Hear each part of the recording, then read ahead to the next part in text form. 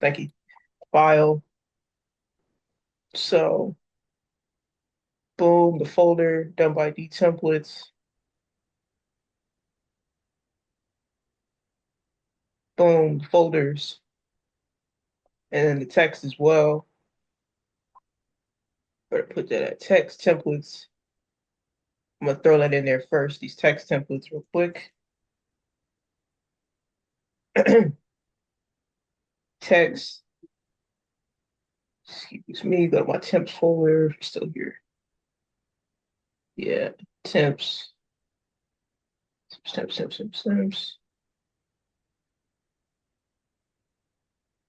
Yeah, temps. All right, text. Let's see, temps. That.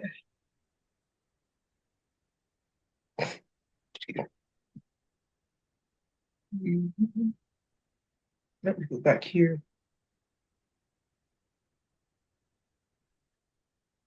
Okay, text.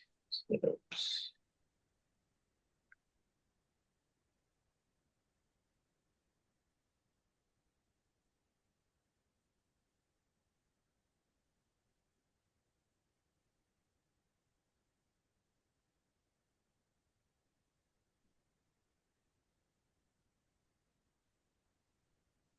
Yeah. All right, my fault. All right, so text temps, 3D text fly-in, for example. Let's do that. Import that real quick. So when you import a template, this is all on the tube. Run through real quick how each one is kind of set up, starting with the 3D text. We imported our text template, 3D words to use, which should be in the folder you got. Temps is here. So this is the template. Um, it's right here. So I play that back and kind of just see the words lay out. This is pretty much what it looks like. So with 3D, the only thing you got to worry about is replacing this text here where it's labeled. And once you do that, place text here. And excuse me, not this one. Bottom one is going to be for the 3D. So it's random. Let's put that, excuse me, put some random text, turn that back off. And now it actually should say random. Like it actually should just fall into place. But if it ever doesn't, I'd say look for where it says place your text here for 3D, place your text. And if it doesn't show up automatically, always check here on the 3D word layer, go to custom text and mask and make sure like place text here for 3D or whatever your text layer is, make sure that's highlighted. And that's usually how it gets done. And if you got to double check in the scene setup, you can open the scene setup and make sure that you see extruded text. If you don't, maybe hit extrude and then you should see your text show up. But that's pretty much it. And then of course tweak the text if you want to kind of space it out or whatever, fix it how you want it. You could do that through here um, under the character tab, and then it kind of replicates itself during the 3D. That's the main thing. And I'd say for 2D, of course, should be hopefully a little easier. Like with this layer here, place for 2D animation, all you have to do is really just replace your text. And that's it as far as the animation goes. Of course, to change the actual settings, just open it up and start tweaking. Position is the main thing I did here. Uh, the actual animation itself, you could tweak if you wanted to. It's there as far as timing goes and all that. But yeah, for the 3D, that's the main thing I would check for is the custom tab text layer under element. Right here, custom texture maps, you can do that if you want to make the material reflect the actual video, I would change the Yeah, shift. see, that's where I was messing up at. I was yeah. Okay. Which is not really, of course, I mean, I thought the words was the main thing you were talking about, but I mean, as far as the texture map material, yeah, you could definitely use your video layer if you want, and then go back into the seed setup. And once you're in seed setup, go to environment, make sure it says custom layer one, which is your video, and then that's how you do that. Um, that's the main thing with that. Outside of that, maybe just tweak the lighting if you want. And that's it. I keep it at Chrome if you know want to get that type of look. Keep the material like this. Um, yeah. So I'll move on if that's all right, and I'll just go to another few different temps. I'll kind of slide into like the regular tips now, and Yeah. go back to words if needed. So going to the main folder for the FX, I kind of go in order like glow. We'll start with something like a flare real quick, and then I'll also throw in two more types of glows or three. There's your flares, your shines, and your like deep glows. The flare, kind of like that cinematic flare you see sometimes on like smoking scenes or any other scene. Um, you also have the eye glows, which you could just kind of think of how to use that yourself. You would roto the eye and kind of just apply the preset, or you could just open the folder up and find the if I open up here, I'll go over it as well here. And I'm gonna throw in a few more glow layers real quick. Gonna throw in a chain glow. It's gonna have a shine, kind of like a raised look. And then going to do trail glows where you see people's like trail ghost type glows. And that will be for like hands, when the hands move, the wrist moves, stuff like that. I will go ahead. You can even do it for like the body movements. So we have a wrist trail kind of ghost glow. And I'll play back each example. You got the eye glow, like red eyes, black eyes, chain glow, kind of like a raised shine kind of glow. Got like the flare. And then, you also could do like a nice little deep glow. I'll show you where you just throw a deep glow on a roto of a wrist or a watch or something or a glint. So real quick, let's go through these. The flare blunt glow is a smoking scene. Play it back. You see the flare on top of the cigarette that obviously clearly was not there when you shot it. What I do is I open up the flare template, boom. You see this is your flare layer, turn it on and off. The plugin I typically would use is this Null Factory, or I would go to Effects Video Copilot Optical Flares. Top two I typically would use for this flare. In this case, I did not have to track the actual cigarette, but you typically can. I'll show you real quick. You go to you go to animation, track camera, everybody knows that. Or typically what you see I do is I track in Boris FX Mocha, which comes free. When you do that, you go to full resolution, open up your footage, hit Mocha, pick what you want to track. I want to track that cigarette, blunt, whatever, track. If you lose it, you could track backwards. If it feels like it's not working, you could always start at a different location or pick something else to track for the flare, like that watch maybe. In this case, I know I didn't really go with the null and the tracking. I just kind of hand tracked it, which is why you see that light location is keyframed. So I'll show the keyframes here. The center is what I keyframed. This is how it looks. I'm gonna go to view, show control layers, layer controls, and then this is your light location right here. That's why it's at the center.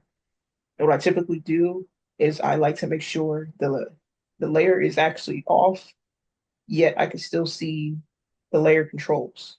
And so I don't know how to center this without seeing the actual light. I make sure I have this on, this light location, and then I kind of just make sure I keep it centered, do a couple keyframes here and there. Every couple frames, I'll make sure I recenter it. So it's like a manual track when I know it's something kind of quick like this. And then there you have it. Boom, I turn that back on. This is also a preset. I have like two or three flare presets. If you go to animation, apply, go to my preset folder, After Effects presets, paste these in your After Effects user presets folder. You search here or you look down and you see flare. There's three: no light flare, flare fade in and out. I think those might be optical flare, similar results, same concept, just a different plugin. And of course, you play around with the actual flare itself, and there you have it. Play with scale and such, color, you name it. That's how I do that typically. And then, of course, for the final scene, I had threw an adjustment layer on. I added a zoom in. So, gonna move on to the next. Sorry about that, having that in the way. I'm gonna fly over and close these out to the, and let me show you how I would apply that flare to a scene in real time. So I know she had a scene where, boom, like in the part right here. Let's see if I can catch. So maybe right here is what we're going to use for any flares real quick. It's a light little scene, doesn't last long. Recompose, boom. So I don't really have to track that. That's kind of fairly simple to just recenter on my own. I'm going to go back to Blunt Flare. I'm going to grab this, open that up, grab that flare adjustment layer, and just kind of copy this and paste this into my new scene. And that's how I use the templates when I just want to grab and go. I just grab it, start over with the light location, do a quick little manual track where I think I see that blunt. I'm gonna just start tracking. Boom, turn it on, track. It should be simple because she doesn't really move a lot. Do that, and it's already animated. Don't have to really worry about that. It's gonna fade out, and that's how I took that template and kind of just played with it. And if I want to still kind of animate it myself, I'll go ahead, fade it out. So that way it was like, well, just like that.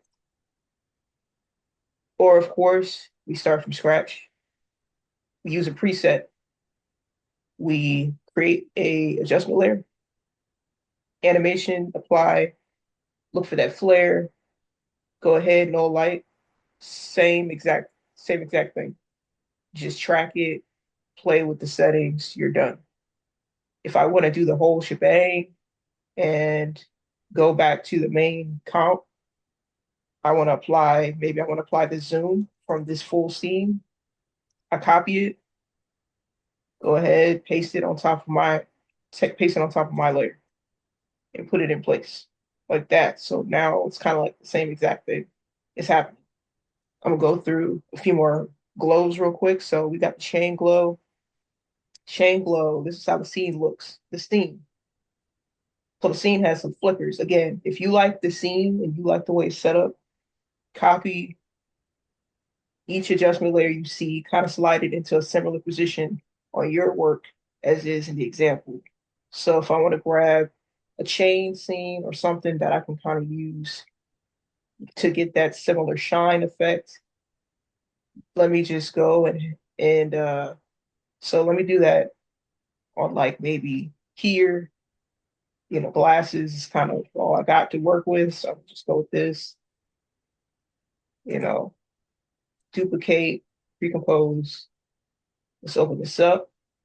That'll be our main scene to go ahead and add this little shine effect. But this is like the actual main composition. So let's say I want to just add them flickers on top of the shine, similar to what I saw in the example. I paste the adjustment layer, and now we got that. And now that we got that, I'll go ahead and open this up and add the actual shine effect. The shine effect that I see under here, I'm gonna go ahead and open up the chain comp, chain shine, that's the layer, that's the shine.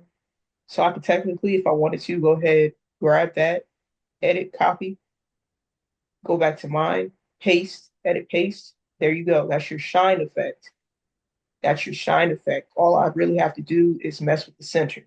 Just go ahead and tweak the center. I'm gonna turn off one of these layers and tweak the center, and I'll go ahead and paste the center on this layer up top when we're done. Start with a fresh keyframe, recenter it, kind of just drag it in place like that. Just kind of keep following, doing a quick manual track because this is kind of just a quick scene. I shouldn't have to do too much. Otherwise, of course, you could just use animation. You can use, yeah, you could track with the camera and all that. But here, this should be enough. I'm gonna go ahead, drop down, FX, copy the center information, and then I will paste it onto this top light rays layer. Boom. Now, if I turn it on, we got our shine effect. Now it's hidden heavy. If I need to control that intensity, let me break it down. And it looks different on certain objects. It doesn't look the exact same.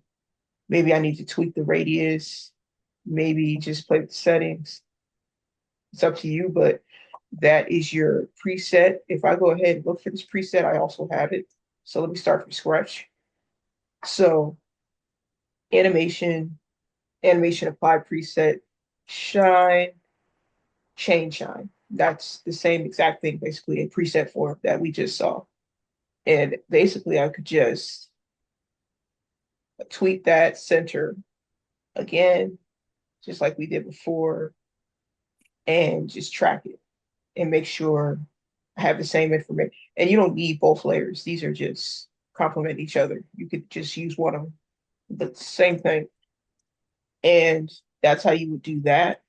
And there's going to be one or two more glows. I want to say go to the eye glow. Let's get a good eye scene. If I go back to the make comp, I'm sure I could get a good close up, possibly, maybe not, but it's pretty self explanatory. You know how to roll eyes. Once you roll the eyes, boom. Let me open this up so you see how it looks. The eye glow, boom, Mm-hmm. red eyes. So it's pretty self-explanatory. Obviously, this is just copy after the roto, copy everything else, top to bottom, edit, copy, and then just apply it to your roto layer as if it was a preset. Or you could go ahead and look for the actual preset to apply to your roto layer. And directions are usually on these as well. If you read, I typically try to put what to do with the actual preset. So if I look up eye glow, red eye glow, it's kind of self-explanatory, so I didn't put instructions, but you apply it to your roto layer. And that's how you get the red eye glow look. Fill, tritone, deep glow. Or you could, if you don't have deep glow ready yet, take it off, apply a stock glow, some glow that's already here. Uh, and maybe even tweak this overlay, this mode.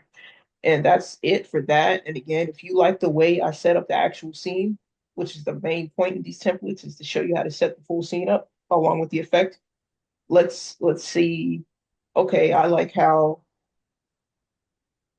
I like how it fades out like that. I like how it's black and white with red eyes. Mm-hmm. So let me make sure the bottom layer is not regular. Let me make sure I copy these black and white settings right here, or I look for a black and white preset to apply to the layer beneath the eyebrow. So how does it look? It looks like if I take this off, it's just the red eyes, right? That's my Mm-hmm. eye layer. If I take off the eyes, now it's just black and white. If I take off the black and white settings, it's regular. So it was a whole Okay. look I did with this. So you're And really you're just copying and pasting basically from your footage to our footage, right? right. Okay. And making sure I kind of get through because there's levels to certain looks and some it's not, it's quite simple. This is just showing you like how to do the whole look basically. So I went back to regular footage clearly, and I think it was like a fade out I did or fade in or whatever. Yeah, I faded out this black and white layer to regular footage. The eye glow is now gone once he kind of raised his hands. All right, I got rid of it, and there's this shape basically that I applied to it. So say you even just want the shape. You're just like, let me walk away with just this shape. You can copy this layer, of course, edit, copy, go apply this to a regular scene inside your video, edit, paste, and just slap that in place. Now I have a shape. Maybe I can start using this. So that's also a benefit. You can just use adjustment layers at will if need be. And again, these shakes, you could also maybe just go to animation, look up shakes, see which ones are included, and use it from there. But yeah, and if we go back and get to, I think the last, which is the wrist trail below, and you'll see what this looks like here. I like pre-rendering, which is why that's there. It's missing, but you still see everything I did. I turned it off and put it on top of a non-rendered layer. So you can still see what I did. This is the overall look of wrist trail. And I would basically recommend an object like a wrist or a hand motion. Of course, you've probably seen this effect, so you know what to do. After you roto that layer, you go ahead, come into this scene or a scene like this that says trail, and we're gonna look at this first layer, this roto layer, and we pre-compose it like it is right here. You pre-compose your roto layer. After you roto it, you gotta copy these top to bottom or go to my animation presets, look for trail. It's a part one and two, and they will tell you what to do. Apply to roto layer, then pre-compose. And you can also render that layer if you want. If not, don't worry about it. Then the part two is what I'll show you here, how to apply in a second. So once we have this here, this is our look. Typically something around this right here is what you want. An effect like that, or something kind of white.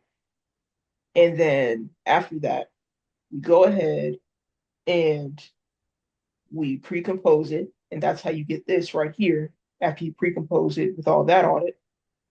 And that's your roto layer. So pre-compose, render, or don't. And then we will go ahead. You can copy these settings on this final part here and paste them onto your pre-composed layer or your rendered layer. And you can go ahead, edit, copy, and paste, or animation, apply, trail, part two, apply to pre-composed roto layer, a pre-rendered layer, and then you're done. I highly recommend maybe pre-rendering. How does that look? Basically, you would render this part by itself.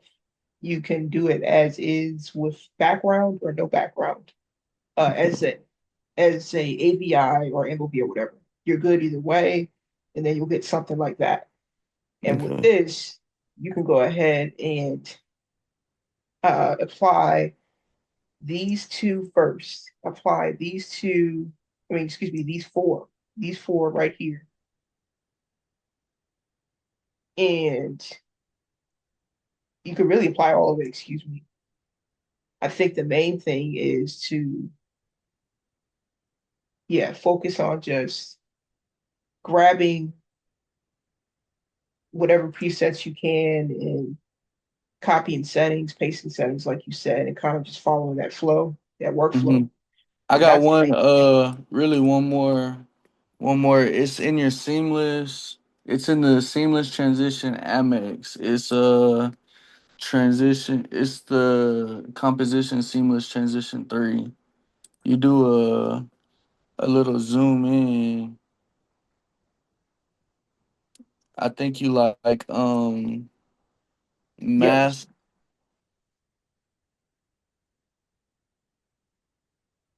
It's the third one. Alrighty, so we'll get to the transitions. So third It's no, one, yeah. play it back.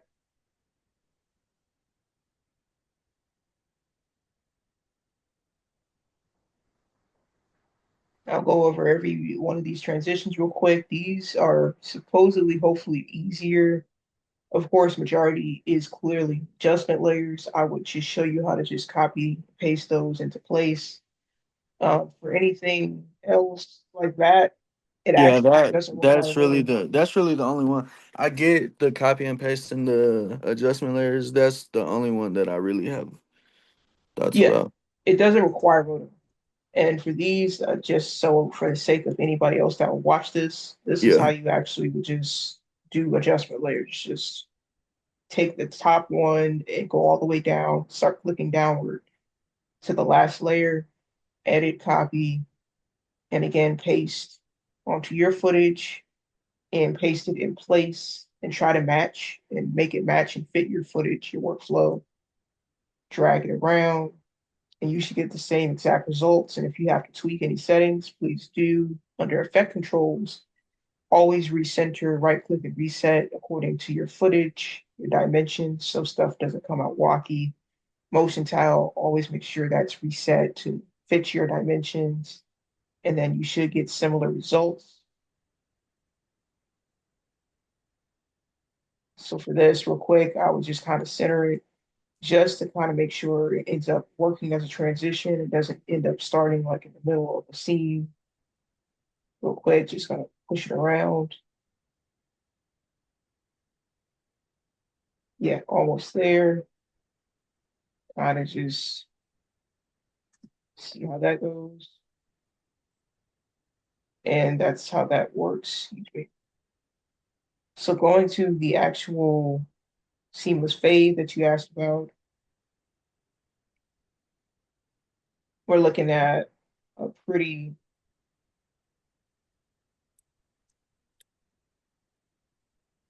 so if you go back to the seamless fade here, which took place right around here, it's no rotoing. It actually is pure layers. You got your Mm-hmm. shape that took place, but you got freeze frame. So on the Mm-hmm. freeze frame, it's the last frame that's from this scene right here. All I did was go to the last frame, time, freeze on last frame, Mm-hmm. move over one, move over one frame, and then you go drag this to the top. This is how to do it from scratch. Drag it to the top, boom. These are my settings that will go on the freeze frame.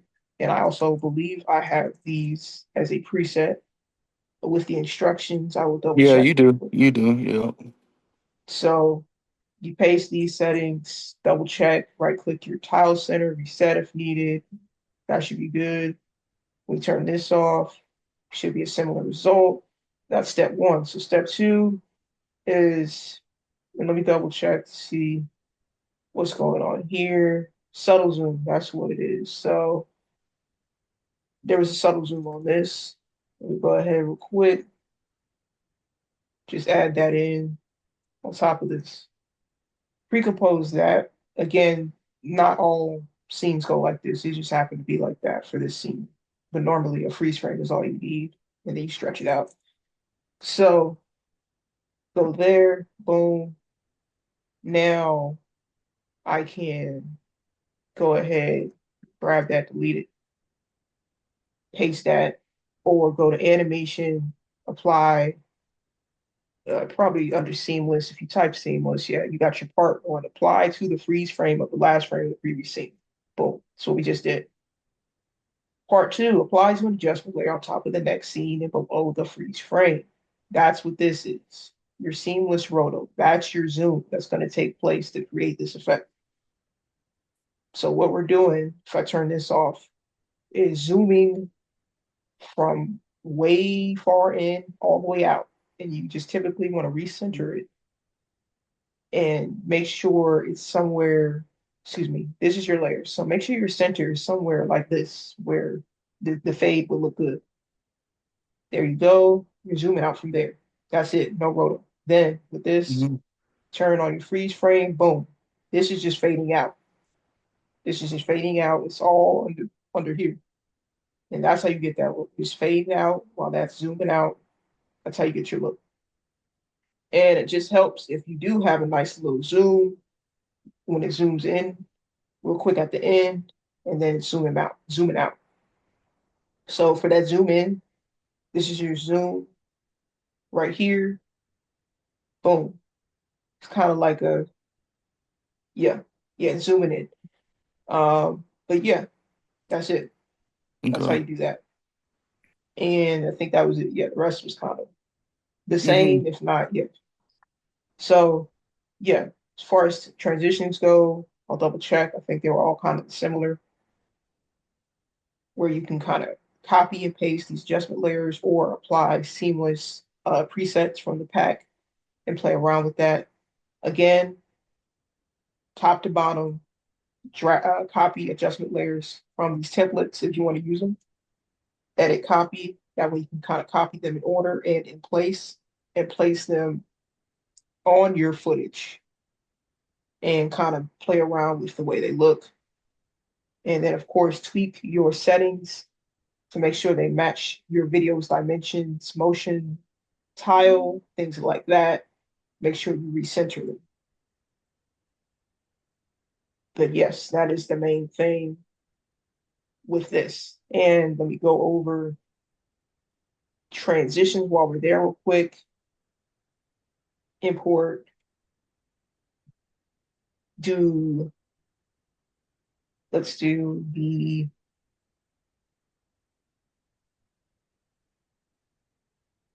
slides are kind of the same, but I know people ask. Again, similar concept, basically same concept. And the rest is transition wise, not going to be any different than maybe just presets or copying and pasting some settings onto the adjustment layers. Flickers, fades, glows. It's all pretty much presets. Let me open that up. And this is another slide based transition template where all you see is adjustment layers because that's really all I did. And all you have to do is copy from top to bottom and paste into your scene. If I want to copy these, paste them in order, I can get the same effect verbatim, which I think I covered in that first tutorial. This specifically, boom, I paste and I slide this around, try to make it fit one scene after the next. Let me see here. Yeah, kind of just do that. Boom, play it back. Yeah, there you go. So if I go back, we're gonna go over try to squeeze one last one in real quick. So fade out, the slide up. People like slides. I might just do that one real quick. Some slides I think were just literal copy and paste the position keyframes onto your footage. I'll do that real quick. If it's not an adjustment layer, it might just be a manual effect that I did. So the seamless slide up out, that looks like this. You can tell that was very manual, but I did create presets that you can easily adjust. So with this, it was a zoom in and then there's a flicker and it's several zooms. So again, if you like the way all that looks, copy all this in order, paste down to your footage. The main thing is the slides. So let me turn those off real quick. See how it looks without it. Boom. You still got your slide. Slide takes place down here with the actual layers. Paste, excuse me, you open up. Yeah, open up and you've got your part right here. That's the slide. That's where it takes place. One scene into the next. You can finish this even with a whole video that's already put together, which is what I did. All you have to do is pick like a good 10 frame part at the end and kind of stretch it out. You can pick it and then maybe even at the end of it, you freeze frame the last frame to stretch it out even more if needed. But 10, 15 frames should work at the end and then at the beginning of whatever scene it is. So typically I want to pick like what I did here is I stretched it out to where, again, this is because I have a video that's already put together. I have it to where I took the first freeze frame of the next scene and kind of stretched it out before the scene started and then pre-composed those together.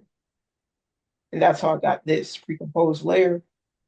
That way it's already kind of ahead of the scene a little bit. So there I now have these two right here. And these are the transform tools, the presets right here. This is where the actual animation takes place. One is sliding up right there. The current scene is sliding up out, and this is sliding up in, pushing it in. And again, you could take this and copy it to your scene and paste it in place and see where it's 10 frames. I wouldn't go too much further ahead of that or below it. And then I'd paste it on, and then I'd kind of try to follow what I see. This is for the second scene. I'd edit and copy that and paste it on my next scene. And then you could also, of course, animation. I think have these to where, yeah, I, but I still might just, I actually might just go with the copying these instead. I don't know if I have a direct preset yet for that. Don't know if I made one, but of course, yeah, just copy these and paste it. And then, of course, adjust if need be. I think you're fine. You can adjust this though if need be. But yeah, and those are like a lot of the main transitions. Everything else is pretty much adjustment layers. Uh, and this is again, this is not all, but it's a good amount, I guess. And the rest I can cover as well in another call. If you want to, that's great. That's perfect. I was gonna end up just recording, going over the rest of the uh, you know, templates in here, one or two each. I know we did about 3 or 4 folders, which is great. It's almost like halfway, through it. So um, I don't know. Did you want me to call you again? Because I know the call's about to end.